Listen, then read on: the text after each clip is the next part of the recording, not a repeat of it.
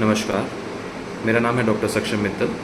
आज हम बात करेंगे बच्चों में जो पैरों में टेढ़ापन आ जाता है, जो अलाइनमेंट हमारी ख़राब हो जाती हैं, वो कितने तरीके की होती हैं, उनके क्या-क्या कारण रहते हैं और उसका हम किस तरह से इलाज कर सकते हैं। बच्चों में जो टेढ़ापन आता है मुख्य तौर पे 2 तरीके का होता है।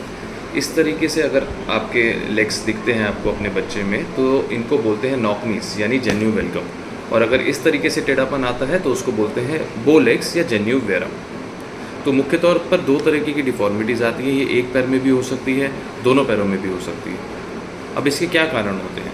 हमारे पैरों में टेढ़ापन वेरी करता है। यदि आप देखेंगे कि छोटे बच्चा जब चलना शुरू करता है तो उसके पैरों में आपको इस तरह से टेढ़ापन मिलेगा, जो कि नॉर्मल है। जो कि 18 महीने की उम्र यानी 1.5 साल की उम्र तक हमारे बच्चों के टेढ़ापन इस तरह से रहता है। जैसे-जैसे एज बढ़ती है, हमारे घुटने मिलने लगते हैं और टेढ़ापन इस तरीके से आता है।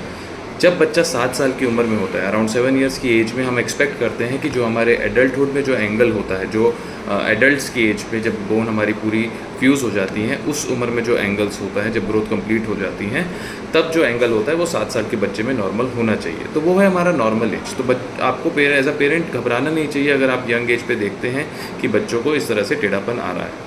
लेकिन अगर आपके बच्चे की उम्र 9-10 साल से 12 साल की उम्र तक है और आप देख रहे हैं कि उसके पैरों में जेन्यू वेलकम या जेन्यू वेरम रह रहा है और वो काफ़ी ज़्यादा है, तो आपको डेफिनेटली एक ऑर्थोपेडिक सर्जन को कंसल्ट करना चाहिए। कॉस्मेटिक कारण के अलावा बच्चों को क्या क्या प्रॉब्लम्स आ सकती हैं? घुटने में दर्द रह सकता है, हमारे गेट पैटर्न डिस्टर्बेंस होने की वजह से बाकी जॉइंट्स में भी उस चीज़ से अफेक्ट होता है, तो उस चीज़ को जल्दी से जल्दी करेक्ट करना ज़रूरी है। अब उसके क्या क्या कारण हो सकते हैं? इंडियन सिनेरियो में यदि हम देखा जाए तो हमारी विटामिन डी डिफिशिएंसी, जो उसको मेटाबॉलिक बोन डिजीज़ के ग्रुप में एक रिकेट्स नाम से एक बीमारी रहती है, विटामिन डी की कमी की वजह से वो बहुत कॉमन है। और स्पेशली कोविड के बाद बहुत से बच्चों में हमारी विटामिन डी की डिफिशिएंसी पाई जा रही है, क्योंकि बच्चों का सनलाइट से एक्सपोजर काफ़ी कम हो गया है।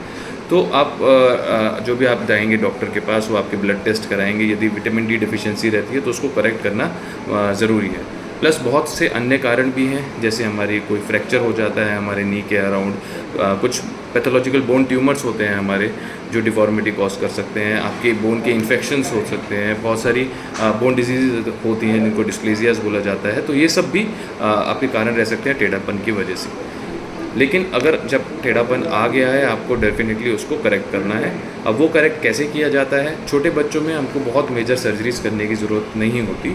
हम एक टेक्निक होती है जिसको हम बोलते हैं ग्रोथ मॉड्यूलेशन, टेम्पररी हेमी एपिफाइजियोडेसिस। मतलब हम आपकी एक तरफ से ग्रोथ को कुछ टाइम के लिए रोक देते हैं। ग्रोथ प्लेट के अक्रॉस हम स्टेपल्स या प्लेट्स के थ्रू एक तरफ से ग्रोथ को रोक देते हैं।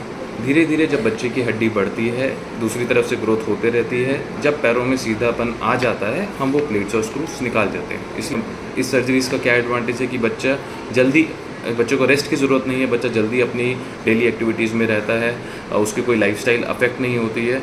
और बस एक और सर्जरी जिसमें छोटी सी सर्जरी से हम प्लेट्स निकाल देते हैं, उसको उसी की ज़रूरत होती है और पैरों में टेढ़ापन सीधा हो जाता है। तो यदि आपको लगता है कि आपके बच्चों के पैरों में कोई टेढ़ापन है और ज़्यादा है या नहीं, उसको दिखाने के लिए ज़रूर एक ऑर्थोपेडिक सर्जन के पास जाएँ। यहाँ पे हमने उसी चीज़ को एक्सप्लेन करने की कोशिश करी है। धन्यवाद।